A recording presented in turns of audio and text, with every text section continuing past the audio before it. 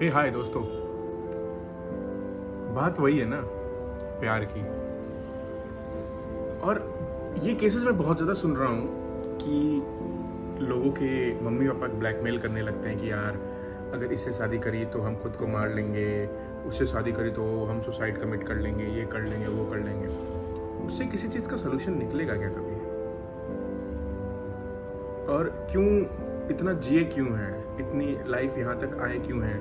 और वैसे तो कभी कभी जिनके मम्मी पापा अपने बच्चों की सारी जिद पूरी करते थे, मेरा उनसे एक सवाल है कि क्या एक और आखिरी जिद पूरी नहीं कर सकते हो आप? और जिन्होंने कभी जिद पूरी नहीं करी है उनसे भी एक सवाल है, क्या एक जिद पूरी नहीं कर सकते अपने बच्चों की? ये मरने मारने की बात कहाँ से आ गई? आप अरेंज मैरिज में भी तो वही करने वाले हो ना। अरेंज मैरिज में ये होगा कि ना लड़के को पता होगा या लड़की को अपने पार्टनर के बारे में, और ना आप लोगों को पता होगा।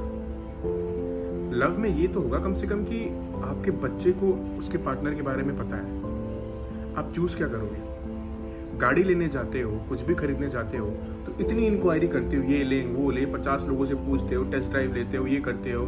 जब आपका एक्सपीरियंस कहता है कि यार ये गाड़ी फिट बैठ रही, तब लेते हो। तो आपको ऐसा क्यों लगता है कि आपके बच्चे ने अपने लिए कोई पार्टनर चुना होगा तो उसने कुछ एक्सपीरियंस नहीं किया होगा, उसने उसके अंदर कुछ देखा नहीं होगा?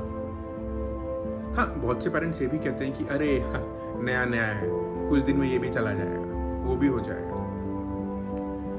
अगर ये जाने वाला होता ना, और हमें पता होता कि ये जाने वाला है, हम सबको पता होता है, हम सबको फ्यूचर पता होता है हमारे रिलेशनशिप का। अगर वो चीज, वो बात, वो पार्टनर की बात आप तक हम लेके आए हैं ना, इसका मतलब है वो चलने वाला है। लोगों को जन्मों सालों लग जाते हैं जानने में। ना जानने वाले ना 40-50 साल में भी नहीं जान पाते, और जानने वाले 4 से 5 महीने में ही जान जाते हैं। तो यार देखो, मैं आपको एक सिंपल सी चीज़ कहना चाहूँगा, जो भी पेरेंट्स हैं या जो भी रिलेटिव्स हैं या जो लोग भी हैं, जो लोग सुन रहे हैं इस बात को, आपने कभी सोचा है कि आप अपने बच्चे को कहाँ बांध रहे हो, कहाँ दे रहे हो? क्या आपका बच्चा खुश रहेगा? चलो, आपने जबरदस्ती करके, इमोशनल ब्लैकमेल करके आपने शादी तो करा दी अपने बच्चे की। फिर आप जिसको अपने घर लाओगे या अपनी बेटी को जिस घर भेजोगे, क्या वहां पे आपका बच्चा खुश रहेगा? बताइए। जब बचपन में हम लोग पढ़ने गए तो आप लोगों ने डिसाइड किया, आप लोगों का मन था कि हमें इस स्कूल में पढ़ाना है, आप लोगों का मन था कि हम हिंदी मीडियम में पढ़ाएंगे, आप लोगों का मन था कि हम इंग्लिश मीडियम में पढ़ाएंगे। लेकिन अगर वही सोचिए, आपको हमें इंग्लिश मीडियम में पढ़ाना था, आपने हमें हिंदी मीडियम में पढ़ाया, तो आपको कितना वो कोसता होगा ना, वो चीज़ कितनी कोसती होगी कि यार क्यों हम अपने बच्चे को भेज क्यों नहीं पा रहे। वही फीलिंग हमारे अंदर आएगी जब हमारी शादी हमारे मनपसंद शख्स से नहीं होगी। ये बहुत छोटी सी बात है और कितनी भी समझा लो। और क्या फ़र्क क्या है, मुझे बताओ। आप जाति धर्म का फ़र्क करते हो, इंसानों में फ़र्क क्या है? उसकी भी 2 आँख, 1 नाक, 1 मुंह, 2 कान, यही है। लाल कलर का ब्लड है, ब्लड ग्रुप भी है, सब कुछ है। तो जाति धर्म का फर्क क्यों करना है आपको? उससे हो क्या जाएगा, मुझे बताइए। प्यार नहीं है, प्रेम नहीं है, तो समझ में आता है किसी के बच्चे ने कर ली तो कर ली, फिर आप उसका एग्जाम्पल देते हो कि उनके बच्चे ने तो कर ली, देखो कितना खुश है। आपको क्या पता?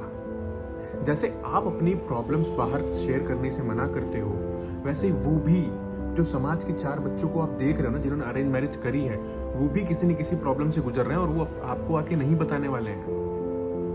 उनको, उनके लिए भी आप एक समाज हो, उनके लिए भी आप एक जरिया हो, उनके लिए भी वो यही सोचते होंगे कि अगर आपको पता चला तो 4 बातें बनेंगी, जैसा कि आप उन लोगों के बारे में सोचते हैं। तो जहां आपसे ही अंडरस्टैंडिंग नहीं है, लोग एक दूसरे से चीजें छुपा रहे हैं, वहां दूसरे की बातों को वैल्यू, दूसरे की उसूलों को वैल्यू क्यों देना है? 4 समाज में नहीं बैठ पाएंगे, ये नहीं कर पाएंगे, वो नहीं। अरे करना क्या है? उस 4 समाज में बैठ के करना क्या है, मुझे एक बात बताओ। कोई बहुत बड़ी नासा या इसरो की मीटिंग है, या कोई बहुत बड़े प्राइम मिनिस्टर का चुनाव हार जाएंगे अगर आप मीटिंग में नहीं बैठे, उसमें नहीं बैठे। यार अगर आप आपके पास हाथ में फ़ोन है ना, आप सोशल मीडिया यूज़ करते हो ना, उठाओ। और जिन जिन लोगों को आप आइडल मानते हो, जिन जिन लोगों को, जितने भी पुराने लोगों को आइडल मानते हो, क्या उन लोगों ने, आप बॉलीवुड सेलिब्रिटीज के पास ही चले जाओ, बॉलीवुड सेलिब्रिटीज पुराने टाइम से देख लो, मैक्सिमम हीरोज ने इंटर कास्ट करी है, अब तो इंटर रिलीजन भी होता है, सब कुछ हो रहा है। वो लोग तो कर रहे हैं ना, जिनकी आप मूवीज देख रहे हो, जिनको आप आइडलाइज कर रहे हो, चाहे वो अमिताभ बच्चन हो चाहे कोई भी हो, वो लोग तो कर रहे हैं ना, उनकी लाइफ अच्छे से नहीं कट रही।